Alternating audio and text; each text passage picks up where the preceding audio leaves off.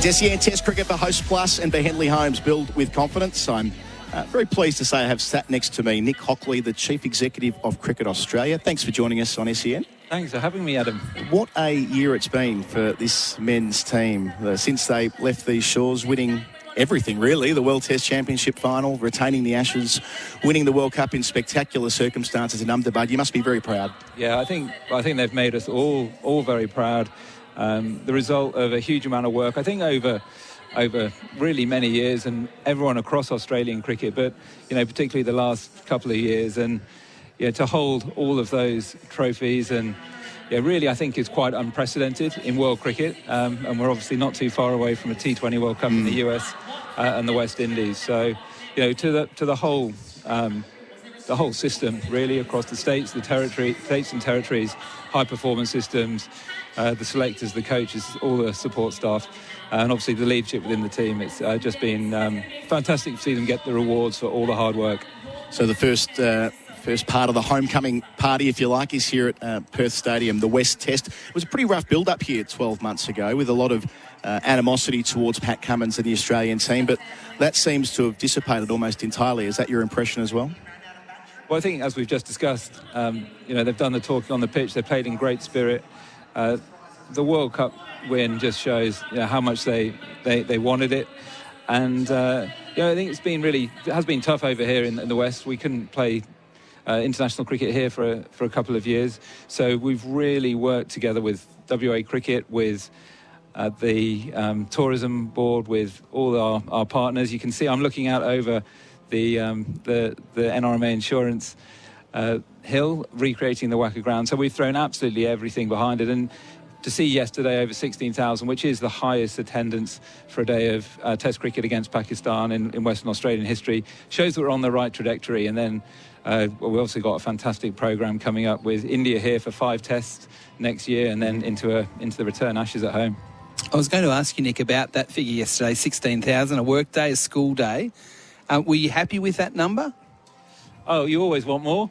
But as I said, I think we're on the right trajectory. And, I'm looking out magnificent weather. I think the way that Australia, we've really taken the game on at pace, and just encourage everyone here in Perth to come down later on today, and then we're looking forward to a cracking weekend as well. So hopefully we just build on that number. So obviously the Wacker is being redeveloped. So say in 7 or 8 years' time when Pakistan comes again, would that game be played at the Wacker as opposed to here?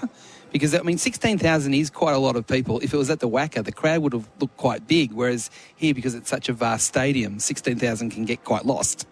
Well, I think, this is a magnificent stadium. Yeah. It is, the facilities for the patrons, just the view of the pitch is so close to the pitch. Our ambition is for Test cricket against the major playing nations to be played here at a really full Optus Stadium, and that's absolutely our ambition. I think initiatives like recreating the hill, working together on promotion, we expect it to go from strength to strength. It's never really been a ground yet in Test history here where you've had big numbers through the gates, but that should change next year with India and the year after with England. Just thinking ahead to schedules and so on, is it probable that we'll revert to Brisbane being the start of the summer, then off to Adelaide, then here before Christmas, which has typically been the rhythm in a 5 Test match series? So more than ever, we've got a great view of the next really 6 or 7 years ahead, and we're working with venues, with cricket boards, with tourism boards around the country to try and give everybody a bit more certainty about what the future programme looks like, so that we're not having this continual debate, and actually we can plan and make the events a really big celebration, as big as they can possibly be. So that's all being worked through as we speak. And hopefully we'll have more to say on that towards the end of the season. But the expectation would be, from a cricketing perspective, the players will want to start at the Gabba. From an administrative perspective, is that where your head's at as well? Not necessarily. I think what we want to do is we want the right timing to make brilliant event propositions in each of the different markets. We're conscious there's lots of history, lots of traditions, but as I said, those are discussions, and mainly we want to keep Test cricket strong. We want to build brilliant events and give everyone a bit of consistency and certainty so that we can plan forward. Moving to the big off-field story over the last 2 days, Usman Khawaja. There's quite a lot of interest in the nuts and bolts of this one, as I'm sure you can appreciate. What was your first knowledge that this was a thing? Was it when Pete Lawler published his article, or did you have a bit of a heads up on what was happening? Yeah, no, I came over to Perth late on Tuesday night, woke up Wednesday morning, and phone was going. So that was the first I had heard of it.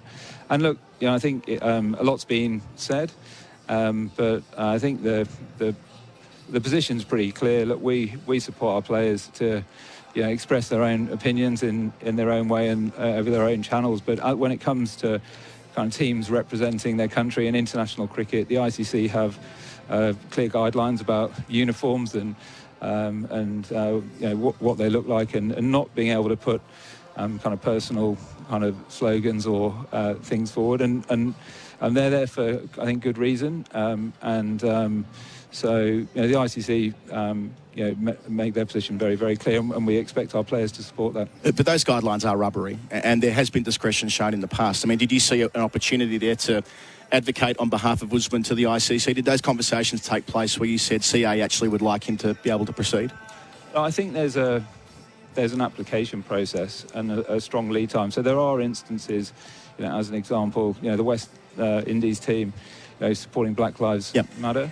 That was a very significant long consultation period. So I think the main thing is there are processes available, but they need to be done in the right way and with due lead time. So I think everyone's now really focused on the cricket, and it's something that we'll sit down next week and talk through. I know you spoke to Usman Khawaja personally around this and acknowledging he wouldn't be able to wear them this week, but are we to take from that there's a process that might be undertaken between now and Boxing Day for him? I think, as I said, everyone's focused on the cricket. I think hopefully we'll have the opportunity to sit down and talk it all through. And I do think that the ICC guidelines are very clear, and I do think there's a clear process of application. So that's best done outside of a test match when everyone's really focused on the cricket. There are lots of different competing opinions on this. Federal government ministers, senior ministers have come out stridently supporting Usman Khawaja, saying that there shouldn't have been any drama with this through the course of the Perth Test match. Is that your personal view as well, that had Khawaja worn those shoes that it would have been fine? Look, again, I refer back to the guidelines. I think they're there for really, really good reason. Absolutely, we want to support all our players, who feel strongly about certain things to express themselves. But when you're playing cricket for your country, when you're out there representing the country, I think those guidelines and those regulations are in place for good reason. He wore a black armband yesterday instead of the shoes. Do you expect he'll get sanctioned for that on the basis that, per the statement CA put out yesterday, that was around the same topic that he was discussing the day before? I'm not sure. I mean, again, I think not clear on the reasons why Uzi is choosing to wear the black armband. The black armband yesterday. That's again something for the ICC and the match referees. It sort of taps into a wider conversation around professional athletes, this cricket team, but athletes more widely. They're self-publishers, right? They have these big megaphones and they want to use them, and their captain, Pat Cummins, in this instance, is encouraging his players to do that. It might mean this isn't the last time you're up in a situation like this administratively. And look, again, I really feel that we want to support our players to express themselves. We've got incredible characters. They're extremely passionate about a whole range of causes, and we support them to do that. But when it comes to kind of representing the team on the park, there are clear guidelines in place for very, very, very good reason. Can you say what the reasons are? Like, what are in terms of the statement he was making? What are if you step back a little bit, why would that be seen as something that could contravene what the ICC is trying to achieve here? I think it's about precedence and about having some level of of control. Actually, people are representing their countries in cricket matches. If it just opened up, then it would be very, very difficult. And if you did get into a situation, situation where people are putting forward things that are inappropriate, then you don't have the control. So it's purely. I think it's a good process. There's an application process. The regulations are there for a reason, but we do absolutely support our players to have a voice more broadly. Moving on to another character in the team, David Warner. He got his big 100 yesterday. As a CEO, what's it like having David Warner to look after? Well, look, I mean, first, what a magnificent career he's had. 37 years old. He's, played beautifully. Yesterday, I thought the way that he fielded, just the energy in the field in the World Cup was really instrumental to the overall campaign and particularly at the pointy end of the tournament.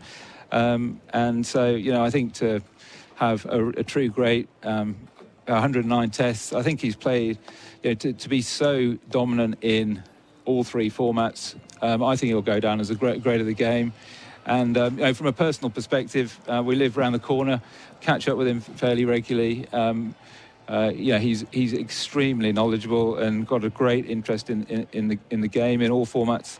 I think he's got a huge amount to offer, even after his retirement. And based with what he did yesterday, it now looks almost certain. In fact, I think it is certain now that he'll have that farewell in Sydney, which kind of is something for us to all look forward to at home, for him to have that send-off that he wanted.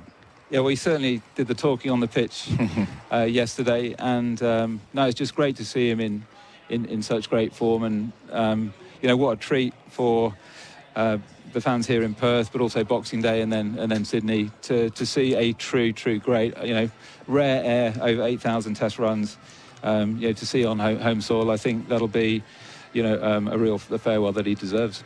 You mentioned before that you're trying to give some certainty around the domestic schedule in the summers to come, but it's an ongoing drama for any administrator around the world, isn't it? That Future Tours program, it's an impossible beast, increasingly so. Yeah, look, I mean, I take scheduling is really complicated, really complicated, and we're unique in that sense with the three formats of the game.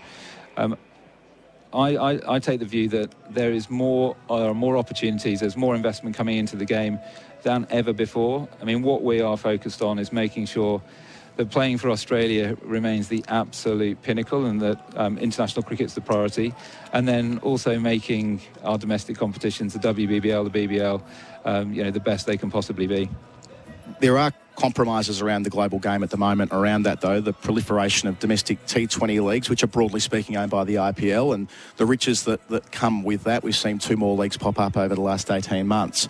South Africa won't be able to field even a third 11 side in New Zealand in a couple of test matches in January. It felt like a bit of a tipping point from the outside looking in, and they may not be the identical challenges that you face into the future, but challenges of that variety will probably end up on your desk. I think it's something, maintaining the strength of Test cricket is something that we're actively talking about at an ICC level. I mean, here in Australia, we're seeing over 1 million people tune in for every session, and a great amount of popularity. We've, as I said, just locked in 5 tests home and away for the Border Gavaskar trophy. But I think around the world there are competing pressures.